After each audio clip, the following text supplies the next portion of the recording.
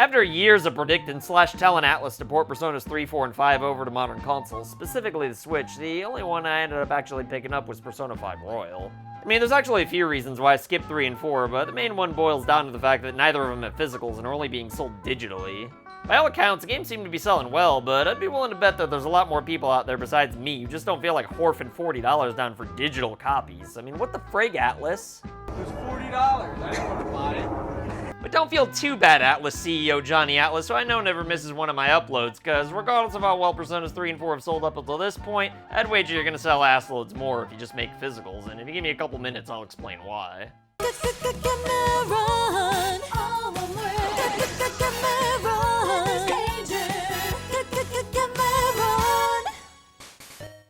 Okay, so yeah, I'm well aware of the fact that if nobody buys games that are only available digitally, then the odds of there ever being physicals later on, like with Sonic Mania, drastic go down, as Scott Steiner once said. But for games like Personas 3 and 4, we already know there's gonna be tons of people who buy them both digitally for $20 each, or, you know, save a whopping 50 cents and get the bundle for $39.50 anyway. But before I go any further, I've gotta ask, whose idea was it to discount these games together for 50 cents? Like, oh gee, now I'm gonna get some extra hot dog sauce next time I go to that creepy vendor down on 8th Ave. To tell you the truth though, I do kind of feel like a little bit of a brat for not buying 3 and 4 after all those videos I made about how much I wanted them to go multi-plat, but I'm sorry, I just can't bring myself to buy digital copies of games I already own physicals for. I mean, I don't own a copy of P3P since it's like $800,000 on eBay last time I checked, but I do have it digitally on the Vita and a physical for FES on the PS2, which from what I can tell is the better version of the game, and just in case I feel the urge to play as a female protagonist that may or may not date a 10-year-old in canon, then I can at least play it on the Vita, which is sort of the PSP. You know, the console the game was originally made for, not copy and pasted to. Unlike the console version, which I hear bad things about, but I haven't played it myself, so I don't know. Even if for some reason I can't find my charger or a dirty burglar steals my Vita, I can always play these games on Game Pass, which I'm currently paying for, meaning that I did technically pay for and support these games already. Don't get me wrong, if you bought these games digitally, then more power to you. They're both awesome, and even though I'm sure they'll be discounted into oblivion, $20 is still definitely worth the amount of fun there is to be had, so I'm not shaming anybody who picked these up or anything like that. Honestly, $20 is well worth the price if it's your first time, but whether you've already played them, own the originals physically, or have Game Pass, then, I don't know if I'd recommend them. Now, if these had physicals, on the other hand, though, then I'd have been more than happy to give an Atlus my money to essentially let them sit on my shelf for a couple of years before I eventually decided to play them again. Persona 4 is one of my all-time favorite games ever, and I loved 3 as well, so I know for a fact that I'm definitely going to play these again someday. So, you know, if there had been some kind of a special steelbook with both of these games on here, or hell, even 2 separate copies, I'd have been more than happy to have picked them up, even with the knowledge of the inevitable price cuts. Price cuts that'll come sooner than later, knowing Sega and Atlus, but the fact is that this just wasn't meant to be, so what now? Well, again, this is Sega we're talking about here. Put Sonic Mania out as a digital-only game and then made physicals for it later on. Some people like to believe the blatant lie that Sega wasn't sure if the game would sell well enough for a physical, but seeing as how they made a physical for the digital download, I'd like to think that most of us know better. Well, that game, though, the physical did at least have some extra content built into the disc and cartridges, so it was actually worth the wait for collecting purposes, whereas Personas 3 and 4, on the other hand, are almost certainly not going to have any extra content added to them if they ever get physicals, and to be honest, nor should they. I mean, sure, it'd be nice, but these games are already the versions that had extra content added to them in the first place, so if it's going to hold Persona 6 or other games up, then, I say frig it and leave them the way they are.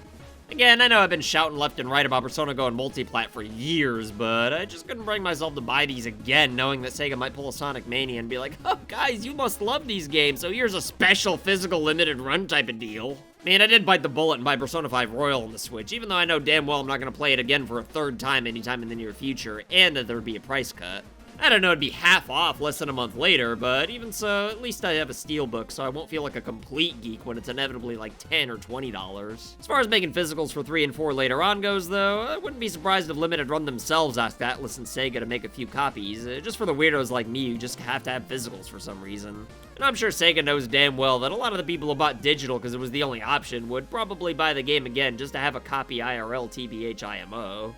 Honestly, I don't even like collecting games for the Switch, or really any games for consoles that were made after massive Day 1 patches became a thing, but I can't say that I wouldn't love to have a more convenient way to replay one of my all-time favorite games whenever I inevitably decide to do so. I mean, the Vita's nice and all, but it would be nice to just play these games on my TV. Apparently, there's some obviously false rumor that Switch cartridges aren't even capable of having more than one executable, meaning that you can't have more than one game cartridge with different startups. But like, even if that's true, then just make one game with both of these on there with one executable and some crappy menu or something. You know, kind of like all those other compilations on the Switch that have been doing exactly that, except for Mega Man, of course, which is where this rumor came from in the first place. Hey, if you put both these games on one cartridge and disc, then why not throw FES in there too? I mean, the file size for the original is only like 2.5 gigs, so I mean, why not? I mean, sure, the HD remaster Shin Megami Tensei 3 that was also a PS2 game originally 6 gigabytes, but even that's not really that big of a deal. I mean, hell, I'll even take some terrible sounding battle themes if that's what it takes. I just think people should have the option of which Persona 3 they want to play is all. The version with better graphics and one protagonist, or the version with watered down visuals and two protagonists with an optional diddling side story for some reason.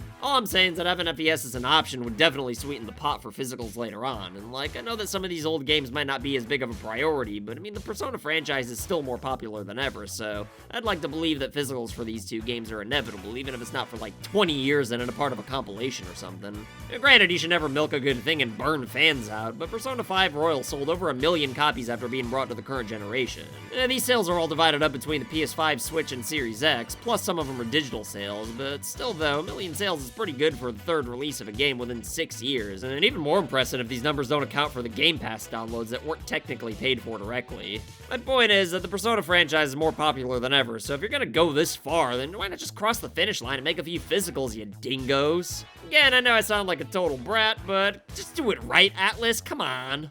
I mean, for frig's sake, they even put Final Fantasy 7, 8, and 9 onto physical cartridges, albeit only in Japan. Anyway, that's all for today, but if you got a kick out of my incoherent rambling and disturbing imagery though, then you should check out this video I made with Chris Hansen about the social link in Persona 3 Portable that lets you date a 10-year-old, but you'll excuse me though, I gotta go not buy Personas 3 and 4 digitally. Later.